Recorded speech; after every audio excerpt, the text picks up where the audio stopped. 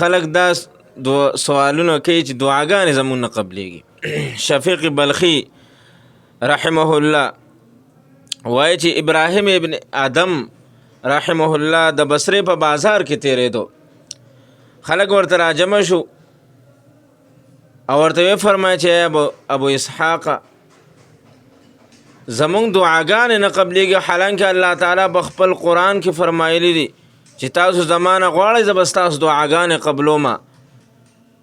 نو ابراهیم ابن آدم وایي چې امام بلخي د ورته وفرمایل چې بصرې والو تاسو کې لس څیزونه داسې دي چې هغه تاسو مړه کړي دي، د هغې په وجه باندې ستاسو دعاګانې نه قبلېږي. یو دا نه چې الله تعالی تاسو پیژنئ خو د هغه حق نه ادا کوئ، لومبنی څیز دا دی الله تعالی پیژنئ د هغه حق نه ادا کوئ. دویم دا چې د الله تعالی کتاب وایي خو په هغه باندې عمل نه کوئ.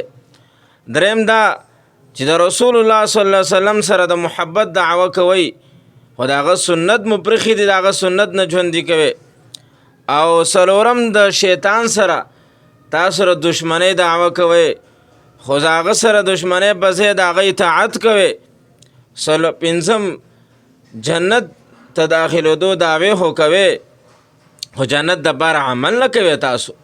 او پنځم شپږم دا د جهنم نه د نجات دعوې کوئ خو ځان ترې نه بچ کوئ، خپل ځانونه جهنم نه بچ کوئ، ګناهونه کوئ. اوم دا وایي چې مرګ خو حق دی، د هغه راتلونکی دی خو د هغه دپاره تیاري نه کوئ. او اتم د خپل ځان د دروغو او د غیبتونو نه بچ کوئ، خپل غیبونه او تاسو ته هغه نه ښکاري بل غیبونه لټوئ، بل غیبونه ګورئ، خپل ځان د نه هیر دی. او دارنګې لسم دا نهم خپل رب نعمتونه خورئ خو د هغه شکریا نه ادا کوئ. او لسم دا چې خپل مړی په خپله دفن کوئ خو عبرت ترې نه حاصلوئ چېرې موږ پسې هم مرګ راتلونکی دی. دې د وجې نه ستاسو دعاګانې نه قبلېږي.